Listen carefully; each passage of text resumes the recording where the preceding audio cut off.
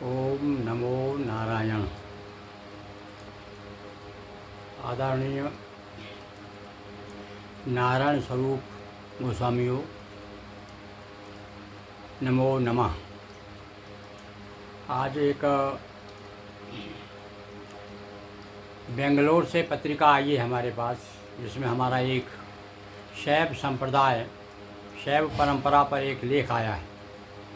बहुत सुंदर पत्रिका वर्ष 46 से निकल रही है।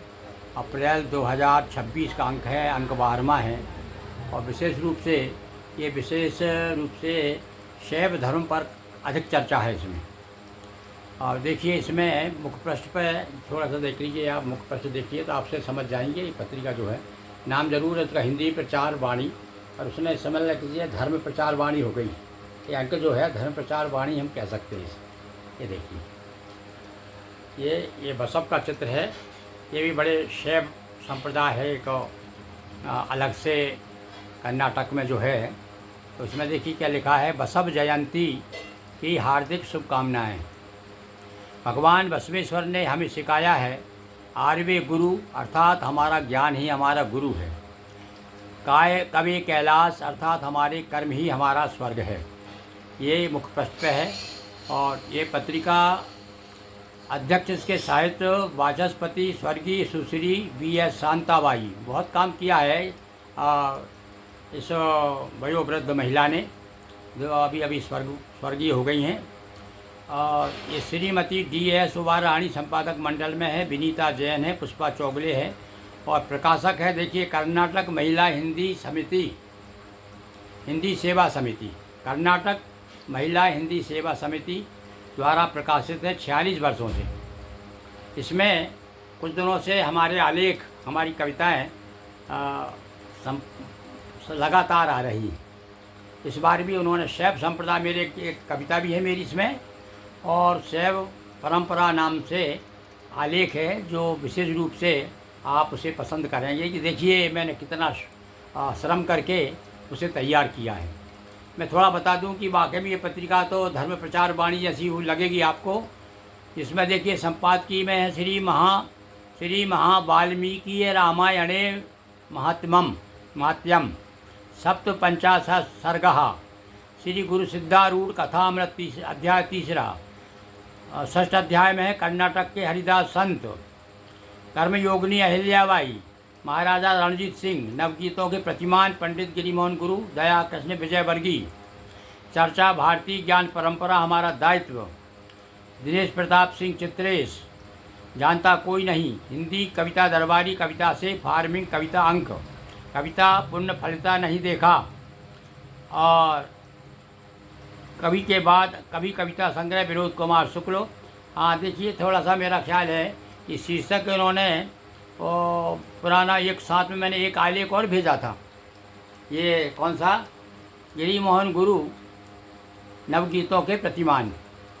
तो ये शीर्षक तो इसमें दिया है, पर इसमें 14 पेज पे देखते हैं क्या है। 14 पेज दिया है इसमें, देखिए मैं देख नहीं पाया हूँ अभी बराबर।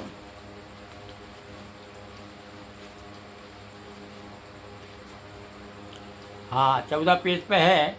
नवगीतों के प्रतिमान पंडित गिरिमोहन गुरु, ना मानी राम की, एक मेरी कविता है। देखिए कविता भी सुन लीजिए आप। हमारा जीवन क्या है, हम राम को तो ज़रूर मानते हैं, राम को ज़रूर मानते हैं, पर राम की नहीं मानते। यानी राम क्या कहना चाहते हैं, राम का चाहते क्या है हमसे, वो नहीं करते हम। तो मैंने इसी भाव को लेकर के एक कविता लिखी है कि राम को माना ना मानी राम की, विषम परिस्थिति में ना अपना धैर्य खोना। ये विशेषता थी राम जी की। विषम परिस्थिति में ना अपना धैर्य खोना, ना रोलाना किसी को ना स्वयं रोना, एक भी मानी ना बातें काम की, राम को माना ना मानी राम की, राम को माना ना मानी राम की। और प्यास है पानी ना जपिए पिए भी। प्यास मतलब अक्सर होता क्या है, हम राम राम राम राम चिल्लाते हैं, पर राम का अनुसरण नहीं करते, राम को जीवन में नहीं उतारते। वैसा ही है जैसे कोई क्या प्यास चिल्लाते थे, को पानी, बिना पानी पिए प्यास बुझेगी क्या भाई, क्या भाई। तो वही कहा मैंने कि प्यास है पानी ना जपिए पानी न जपिए पिए भी, राम के सुबह आचरण को जिए भी, सार्थक हो अधिक माला नाम की, राम को माना न माना राम की, राम को माना न मानी राम की। और अनय के आगे न अपना सर झुकाना। क्या था राम जी का चरित्र, क्या था भाई? यही तो था ना कि अनय यानी अत्याचार के आगे न अपना सर झुकाना और प्यार की परिवार में गंगा बहाना। कहते हैं ना, आज भी भरत जैसा भैया संसार में नहीं हुआ है, राम जैसा भाई नहीं हुआ है।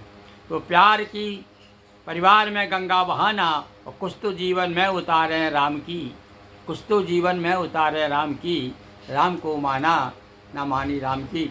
और विशेष बात यह है इसमें, देखिए इतने शीर्षक मैंने बताए और साथ साथ में एक और आलेख है जिसका भी इसमें चर्चा नहीं कर पाए हैं, वो अनुक्रमकमा नहीं है। देखिए क्या है वो, एक प्रश्न में है, मैं हाँ, शैव धर्म परंपरा पंडित गिरिमोहन गुरु, ये पेज नंबर 31 पर दिया है। ये 2 पेज में है मेरा आलेख और इसलिए मैं आज आपके सामने आया हूँ। और देखिए मैंने इसमें क्या बताने का प्रयास किया है और इसमें कहाँ कहीं कोई त्रुटि हो, इस लेख में कोई बात आपके विपरीत जा रही हो तो आप ज़रूर बताने की कृपा करें। जो मैंने इसमें प्रमाण दिए हैं, जो साक्षी रूप में जो बातें कही है वो कहाँ तक सत्य है, आप बताने की कृपा करें। सुनिए। शिव और अशिव का संयुक्त रूप है यह जगत। इसके प्रतिनिधि के रूप में आदिकाल से माने जाते रहे हैं अनादि देवता रुद्र, जिन्हें शिव, शंकर, महादेव, भव, शर्व आदि अनेक नामों से पुकारा जाता है। जहाँ शिव का विनाशकारी प्रलयंकर रूप उनकी संहार शक्ति का द्योतक है, वहीं मंगलकारी कल्याणकारी के रूप में हम उन्हें शिव के रूप में पूजते हैं। भगवान शिव का ओम नमः शिवाय जो है सात्विक मंत्र है और हमें जो है भयंकर, उनके जो भयंकर रूप है उससे दूर करता है। सर्वप्रथम ऋग्वेद में रुद्र जो इंद्र के सखा हैं, शिव के रूप में भी दृष्टिगोचर होते हैं। यजुर्वेद के शतरुद्रीय अध्याय में शिव के भयंकर एवं मंगलकारी दोनों रूपों का वर्णन है। तैत्तिरीय आरण्यक में सारे जगत को रुद्र रूप कहा गया है। देखिए जो मैंने कहाँ से लाया हूँ और ध्यान दीजिए। क्यों ना हो सारा जगत रुद्र रूप, आज भी सबसे अधिक मंदिर सारे संसार में शिव जी के ही पाए जाते हैं। छोटा सा छोटा गांव हो, आपको शिव जी का चबूतरा मिल जाएगा।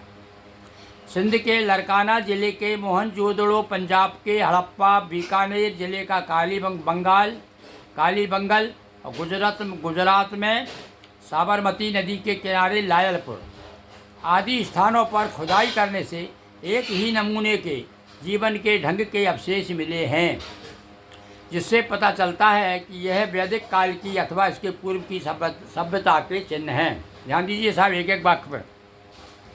एक मुद्रा पर पद्मासन बद्ध मनुष्य की आकृति अंकित है, एक खुदाई में मिला है। उसके सिर पर सींग है और आसपास में कुछ पशु हैं। यह आकृति शिव का आदि रूप प्रतीत होता है।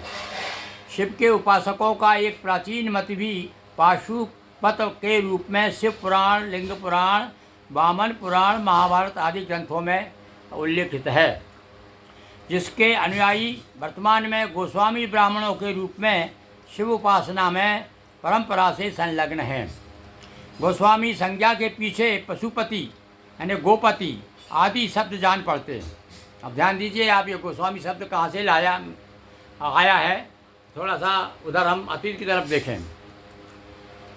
गोस्वामी संज्ञा के पीछे पशुपति, पशु यानी गोपति आदि शब्द जान पड़ते हैं। वेदों में इंद्र का एक नाम गोपति आया है, जिसका अर्थ जो वेद का जो भाष्यकार है, बड़ी प्रसिद्ध भाष्यकार है सायणाचार्य, उन्होंने गोपति का अर्थ गोस्वामी किया है।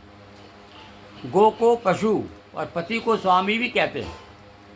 इस प्रकार शिव को गोस्वामी संज्ञा होने के कारण गोस्वामी ब्राह्मण अपना उद्भव रुद्र, शिव, मन्यु आदि से मानने में गौरव अनुभव करते हैं।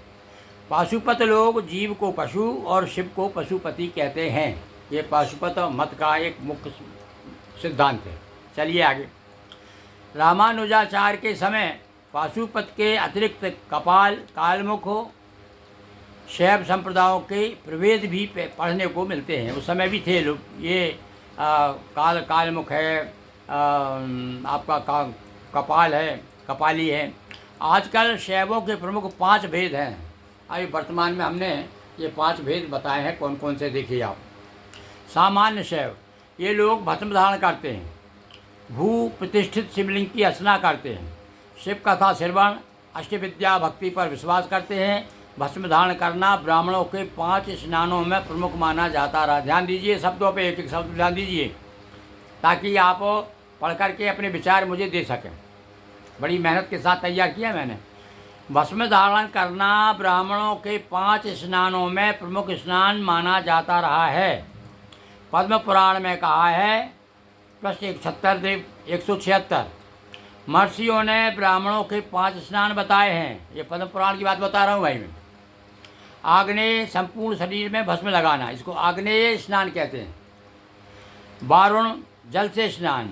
वाय, ऋचाओं द्वारा अभियुक्त होना, ये भी स्नान होता है साहब, ऋचाओं के द्वारा मंत्रों के साथ। वायव्यो, ये हवा द्वारा गोधूली देह पर पड़ना। 5 दिव्यो, धूप युक्त वर्षा की बूंदें मिलना। अब इन कथन से सिद्ध होता है कि भस्मशाही गोस्वामी गण भस्म धारण कर ब्राह्मण धर्म का ही पालन करते हैं। ध्यान दीजिए इस बात पे। इसी प्रकार भगवा वस्त्र, गोस्वामियों का है ना पहचान, भगवा वस्त्र धारण करने की परंपरा भी गोस्वामी गण के ब्राह्मणत्व द्विजत्व का द्योतक है। यानी जो भगवा धारण करते हैं ना, तो ये भी ब्राह्मणों का ही समझ लीजिए।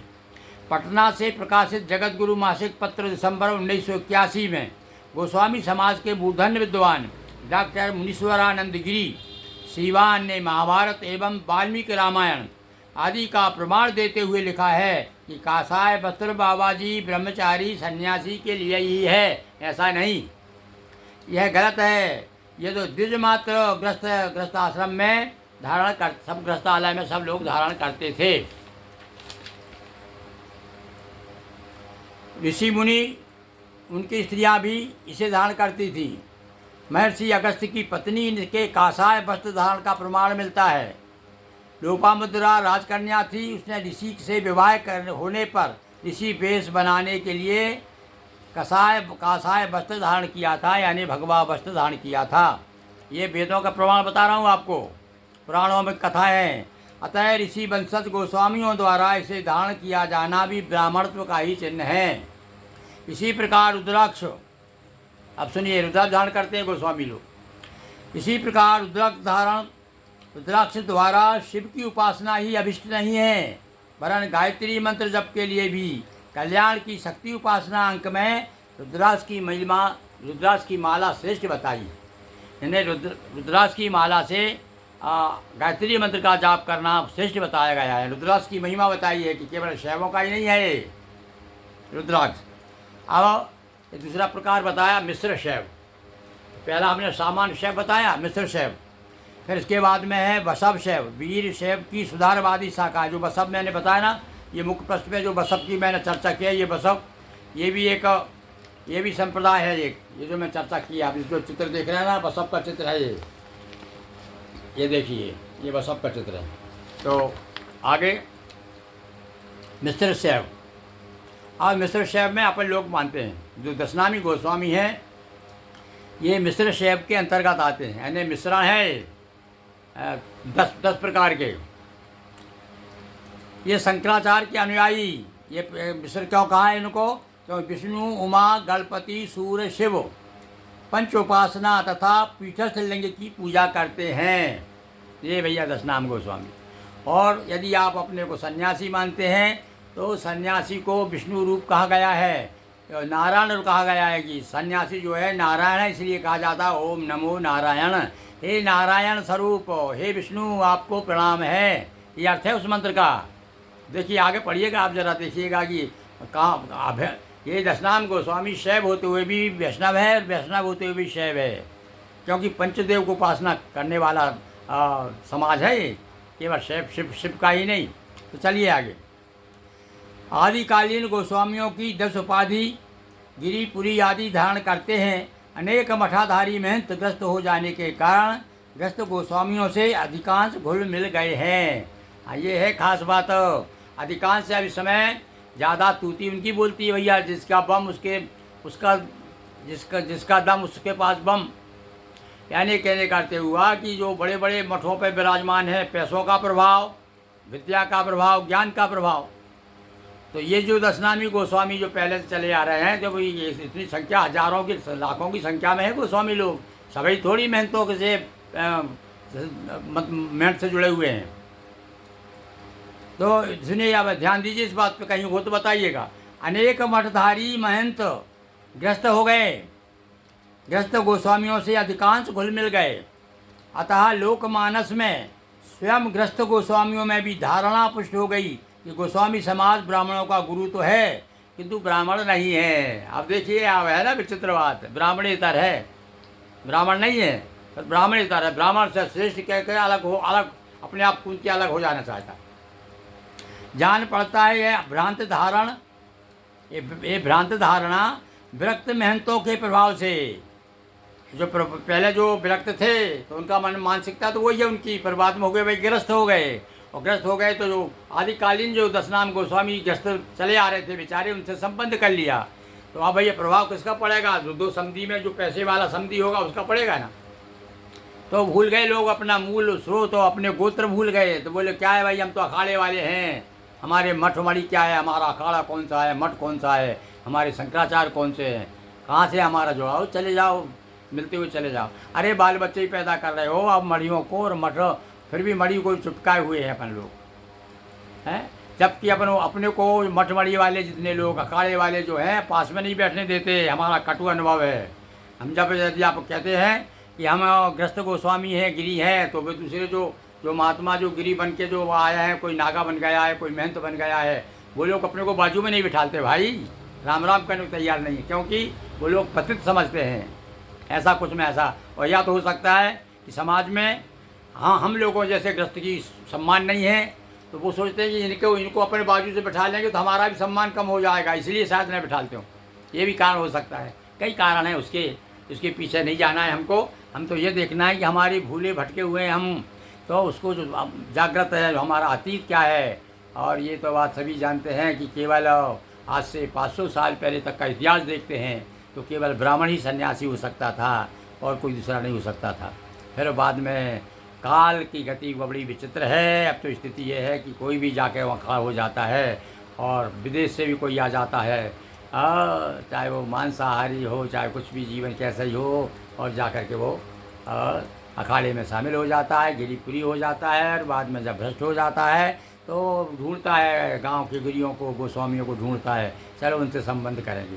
तो बड़ी विषम स्थिति कर दी है कुछ लोगों ने है समाज की। पर अभी भी लोग अब जागृत हो रहे हैं भाई, धीरे धीरे। एक बहुत बड़ा तबका है जो इस बात को मानता है कि भाई अपन लोग मूल रूप से गोस्वामी हैं। गोस्वामी ब्राह्मण सन्यासी हो गए, सन्यासी के बाद में यदि मान लो ग्रस्त भी हो गए तो फिर कोई दूसरे वर्ग में थोड़ी जाएंगे हम।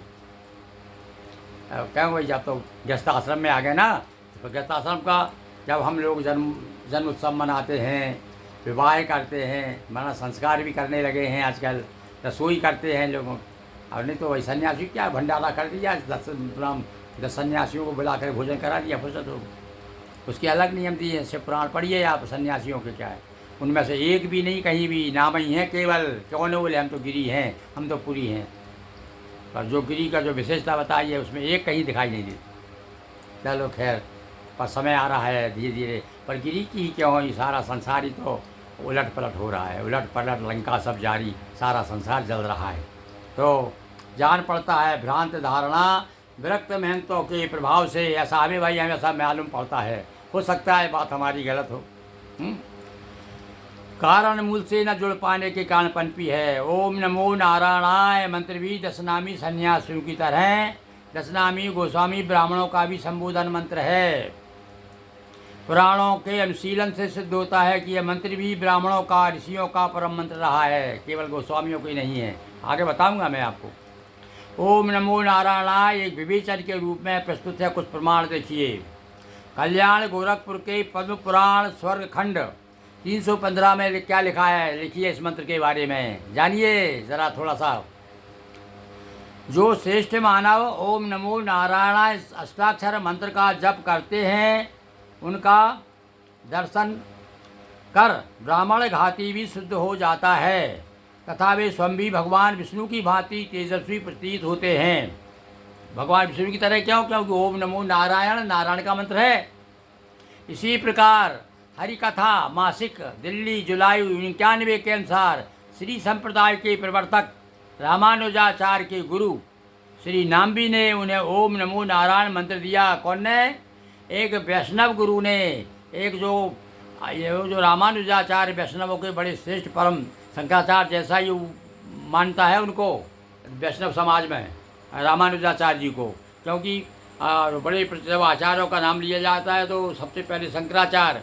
मेरे पास अभी एक बहुत बड़ा ग्रंथ आया है, उसमें 4-5 सब आचार्यों को परिचय दिया। सबसे पहले शंकराचार्य है, रामानुजाचार्य है, वल्लभाचार्य है, ये सब जो है रामानुजाचार्य वल्लभाचार्य ये सब एक के बाद एक हुए, सब एक से एक बड़े बड़े विद्वान हुए। अपना अपना मत उन्होंने स्थापित किया है। जैसे इनका अद्वैत ऐसा कुछ नाम है, आपको जानकारी बताऊंगा आपको कभी पढ़ करके। तो ये देखिए ओम नमो नारायण मंत्र दिया, जिसे उन्होंने गुप्त ना रख करके सबको बता दिया। स्नान का महत्व बताते हुए भी पद्म पुराण कहता है कि मन की शुद्धि के लिए सबसे पहले स्नान का विधान है। घर में रखे हुए अथवा ताज़ा जल से स्नान करना चाहिए। और मंत्रवेत्ता विद्वान पुरुष मूल मंत्र ओम नमो नारायणाय से तीर्थ कल्पना करे। ओम नमो, अपन स्नान भी करें तो ओम नमो नारायण बोलते हुए तीर्थ की कल्पना करते हुए स्नान करें तो वही फल प्राप्त होता है। ये मंत्र का प्रभाव है, ये सबके लिए है, केवल गोस्वामियों के लिए नहीं। चलिए, वीर शैव ये अपने आप को वीर, नंदी, भृंगी, वृषभ, स्कंद 5 गणों के गोत्र के बताते हैं। ये आजीवन शरीर पर लिंग धारण करते हैं, अतः लिंगायत भी कहे जाते हैं। ये जो पत्रिका विशेष रूप से बसव, इसमें बड़ा ये जो पहले आलेख जो देखा है ये बसव जयंती, ये वही लिंगायतों की, ये भी शैव परम शैव है, परम शैव माने जाते हैं। इसमें एक उनकी शाखा है वीर शैव की, सुधारवादी शाखा है बसव। ये बसव भगवान माने जाते हैं। ये जो इनका फोटो आपको दिया है ये भी बड़े परम शैव माने जाते हैं। तो इसके बाद में इसमें सच्चे में मैंने विशेष रूप से तो अपना 10 नाम का वर्णन किया है। बाकी बसव ये वीर शैव क्या है उसके बारे में भी कभी आपको बताऊंगा। कि वीर शैव के बारे में भी बहुत आलेख आते रहते हैं इसमें पत्रिका में। कापालिक शैव, ये आप जानते हैं उनको कि जो मनुष्य की खोपड़ी लिए रहते हैं वो भी शैव हैं। मद्य मांस का सेवन करते हैं, वाम मार्गी कहलाते। इस प्रकार से आदि काल से, अभी मैंने वो भी छोड़ दिए, बहुत सारे शैव हैं। विशेष रूप से नाथ तो प्रथम गुरु गोरखनाथ वाले तो है ही। इस प्रकार आदि काल से हम वनवासी, आजीवक, मस्करी, पाशुपत, वीर, शैव, कापालिक आदि अनेक रूपों में भगवान शिव का पूजन अर्चन करने वाले शैवों को पाते हैं। शैव ही नहीं, वैष्णव जगत में भी भगवान शिव को वैष्णवा नाम यथा शंभु, ये भागवत में बताया है। यानी परम वैष्णव कौन है? वो भगवान शिव हैं।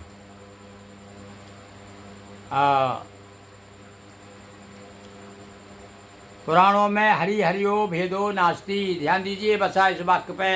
अब इसको ज़रा आपको अपने कंठस्थ कर लेना है भाई। क्या है? हरि हरियो भेदो नास्ति, इनमें कोई भेद नहीं। शिव और विष्णु की एक रूपता दिखाई है। मानस में भी गोस्वामी जी ने कहा है राम और शिव का संबंध स्पष्ट बताता है कि सेवक स्वामी सकाशी अपिय के, शिवद्रोही ममदास कहावा, सो नर सपने बोए ना बाबा। ये इस प्रकार से हमने आपको थोड़ी सी चर्चा की। आप इस चर्चा में कहीं त्रुटि रह गई हो तो आप इंगित करें। हमने जो प्रमाण दिए हैं कहीं यदि हो सकता है आपको लगते हो गलत हो तो आप थोड़ा हमसे चर्चा करें और कुछ हम सीखें और कुछ आप सीखें। देखो, जीवन में आदमी अंत समय तक ज्ञान, एक अखंड ज्ञान सीतावर, एक पूर्ण ज्ञान तो परमात्मा है भाई।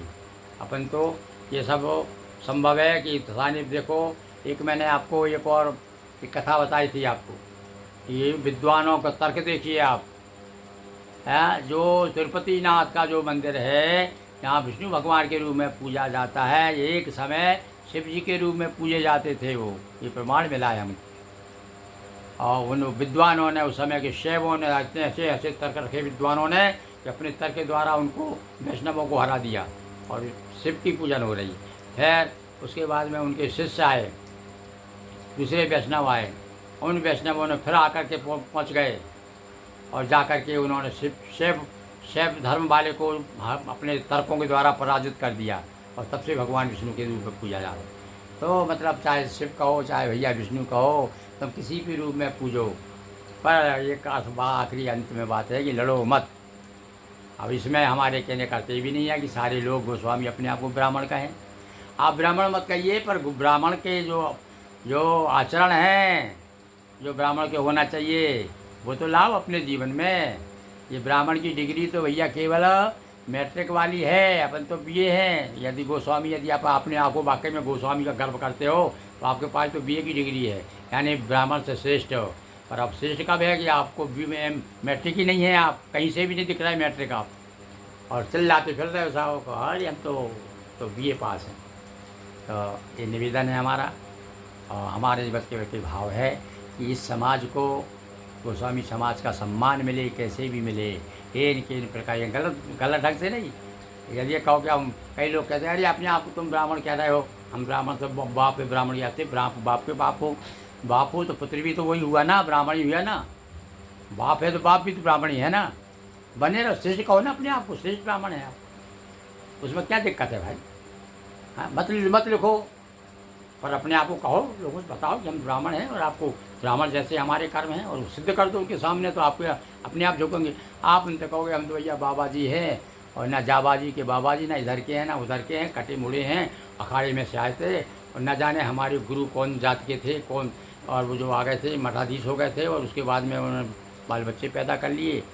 तो अब वो यदि वो भी ऐसा है तो भी कहा है गंगा जी में कितने नाले आके मिलते हैं, तो गंगा जी अपवित्र हो जाती क्या? तो जाति गंगा गरीयसी, ऐसा भी कहा जाता है।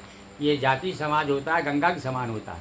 इसमें यदि अब अन्य लोग आ भी गए जो इस विचारधारा के नहीं हैं, तो वो भी एक सब, वो भी पवित्र है, वो भी शुद्ध है, इसमें कौन सी बड़ी बात। पर साथ में बस ये है भैया, संसार में चरण नहीं पूजे जाते, आचरण पूजे जाते हैं। आपके आचरण अच्छे नहीं हैं तो आप भले ही अपने चरणों को मरने के बाद में भले ही चाहे मूर्ति बना के बैठा लो। तो आज हमने आपको फिर ये बात की, आप हमारे सब हितैषी हैं, हम तो समाज का चाहते हैं कि समाज का सम्मान मिले, और हमको जो हमारे गांव में जो स्थिति खराब है गोस्वामियों की, अन्य समाज के लोगों के पत्तल उठाते फिर रहे हैं, तो वो तो क्या है, गरीबी के कारण, लाचारी के कारण, अज्ञान के कारण है। आज स्थिति ये है, यहाँ पर पास में एक भोपाल के पास में एक स्थान है, वहाँ एक राधा कृष्ण मंदिर पर एक पुजारी थे, एक गोस्वामी जी। कुछ ब्राह्मण वहाँ की इनकम अच्छी थी वहाँ, तो कुछ ब्राह्मणों को, सारे ब्राह्मण लोग आ गए 8-10 लोग। अरे बोले महाराज जी निकलो यहाँ से, आप तो गोस्वामी हो, आपको तो भगवान शिव का पूजन का अधिकार है केवल। अब देखिए, अब आप भावना देखिए अन्य ब्राह्मणों की गोस्वामियों के प्रति, आपको अधिकार नहीं है शिव राधा कृष्ण की पूजा करने। वो हमारे पास में आए कि भैया ऐसी ऐसी बात है, तो हमने उनसे कहा कि उनको प्रमाण मार तो मानेंगे नहीं आपको, क्योंकि उनकी नज़र तो इनकम के ऊपर है इस समय, और बाकी में अपने समाज की इस तरह भावना हो गई लोगों की, गोस्वामी खुद अपने आप को ब्राह्मण कहने के लिए तैयार नहीं है। तो अब इसलिए ऐसा कोई प्रमाण तो दे नहीं सकते, उनको ये बता दो, उनसे कहो तुम बहुत अच्छी बात है भाई, गोस्वामियों को अधिकार केवल शिव पूजन का है, शिव के अधिकारी है ना वो, शिव पूजन के, जितने शिव मंदिर है उस पर अधिकार किसका होना चाहिए? शिव जी गोस्वामी को होना चाहिए ना। तो जितने भी ब्राह्मण, अन्य ब्राह्मण जो बैठे हुए हैं शिव मंदिर में, उनको अलग कर दो, उन्हें हटाओ। भाई तुमने हमारा स्थान छीन लिया तो हमें मजबूर आओ, ऐसा कहो उनसे कि आपने हमारा स्थान छीन लिया। लड़ाने की बात नहीं, लड़ने की बात है, तर्क की बात है। आप जब शिव मंदिर से अलग हो जाइए, आपको ये गोस्वामी का अधिकार है शिव पूजन का, आप कैसे आ गए यहाँ पर? यदि आप ये कहते हो तो हम अलग हो जाएंगे भाई। हमने देखा कि हमारे शिव मंदिरों पर सब अन्य ब्राह्मण लगे हैं जुटे हैं, तो हम यहाँ राधा कृष्ण के मंदिर में आ गए, राम के मंदिर में आ गए, हनुमान जी के मंदिर में आ गए। तब उसके बाद से वे पंडित लोग फिर दोबारा नहीं आए। तो कहने का मेरा अर्थ है बंधु, हमारे अंदर एक ऊर्जा, एक शक्ति और एक जो सत्य जो है, और सत्य तो यही है हमारे यहाँ तो ग्रंथों अवलोकन तो करिए आप। ये लिखा है कि पहले तो संसार, सबसे पहले तो सारा संसार ही ब्राह्मण था। और गीता तो दोनों हाथ ऊंचे कर कर के कह रही है कि गुण और कर्म से तो ये जाति बनी है। तो जाति कहाँ से आई? अरे हमारे कर्म हमारे खराब, तुम बैठाल दिया, नीचे बैठाल दिया। पहले लेकिन अपने यहाँ था ना कि जाति से बंद कर दिया, इसने गलत काम किया है, कर दिया। ज्ञानेश्वर के पिताजी ब्राह्मण थे, सन्यासी हो गए थे। और बाद में सब, फिर बाद में जब उन्होंने पत्नी ग्रहण किया तो सब ब्राह्मण समाज के लोगों का ये तो सन्यासी था, और ये तो जाति से च्युत हो गया है, मतलब सन्यास से च्युत हो गया है, पतित हो गया है। तो पतित सन्यासी चंडाल के समान माना जाता है भाई, ऐसा कहा है ग्रंथों में। अब मैं तो पढ़ा है मैंने इधर उधर, अपने मन से तो नहीं कह रहा हूँ ये बात। तो ज्ञानेश्वर के बाप को, उनके पिताजी को गांव से बाहर कर दिया था। ये इतिहास है, पढ़ लो आप, शायद भी 300-400 साल पहले की बात। गांव से बाहर कुटी बना के रहते थे, 4-5 बच्चे हुए उनके, और उनमें एक ज्ञानेश्वर नाम था। और ज्ञानेश्वर जब 9-10, उस समय तो 8-9-10 साल के बच्चे को जनेऊ हो जाता था। अब तो विवाह के समय भी 25 साल का होता है, 40 साल का तो जनेऊ होता है। तो क्या हुआ, उसने जब ज्ञानेश्वर ने विचार किया कि हम जनेऊ धारण करना चाहते, तो ब्राह्मणों ने मना कर दिया कि अरे तुम सन्यासी के पुत्र हो, तुम जनेऊ धारण नहीं कर सकते। तो महाराष्ट्र में पैठण नाम का स्थान है, तो जैसे काशी जी में है ना बड़े बड़े विद्वान, ऐसे पैठण में महाराष्ट्रियन विद्वान। वहाँ जाकर के बात रखी उन्होंने, तब उन्होंने कहा कि नहीं, उनके पिताजी थे सन्यासी, तो पुत्र अब तो गृहस्थ, अब ये तो पिता पुत्र है उनका, इसको तो अधिकार है। तो उनको फिर जनेऊ यज्ञोपवीत कराया। तो ये भी ये प्रकरण जो बताता है कि यदि आप अपने आप को सन्यासी मानते हो, सन्यासी के पुत्र मानते हो, तो भी आप यदि चाहो तो भाई अपने जीवन में गायत्री उतारना चाहते हो, संध्या वंदन करना चाहते हो, तो पहनो, नहीं तो कोई जरूरत नहीं है। वैसे तो कहा है कि सन्यासियों को ज्ञान का ही जनेऊ है, उसके पास में है जनेऊ। कौन सा? बोले ज्ञान रूपी जनेऊ। ज्ञान मार्ग का पथिक है गोस्वामी। कर्मकांड में तो बाद में आया, गृहस्थ में बाल बच्चे वाला हो गया तो कर्मकांडी हो गया। तो जैसा आप उचित समझें, हमने अपनी बात बताई, और आप अपने विचार निसंकोच हमसे कहिएगा, बताइएगा, और अपन थोड़ा चर्चा करें। तो हो सकता है कहीं हम गलत हों, क्या वही तर्क वाली बात बताई कि लोगों ने सिद्ध कर दिया कि भाई ये तो विष्णु है, और पहले के लोगों ने सिद्ध कर दिया था कि नहीं ये तो शिव है। तो मैंने एक मेरा वीडियो देखना आप, वो जो मैंने एक पत्रिका में प्रकाशित हुआ था वो दिया है। चर्चा बहुत है करने की, समय बहुत हो गया है। ओम नमो नारायण।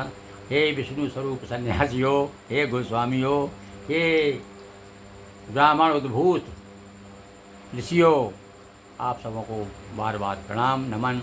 ओम नमो नारायण, नमो नमः।